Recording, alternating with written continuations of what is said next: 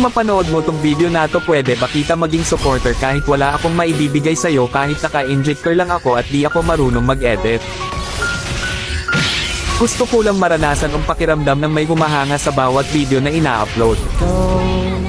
Sobrang saya kasi pag nakikita mo na may sumusuporta sa'yo kahit na simple lang mga ginagawa mo. Nakakasipag gumawa ng video at hindi nakakasawang mag-upload.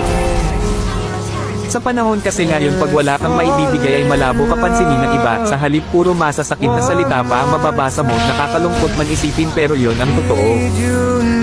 Di ko naman nilalahat pero karamihan ganon. Ang hirap kasi pag walang talent, pag di ka gwapo, maganda o sikat na kilalang tao. Ang hirap pag di ka mayaman.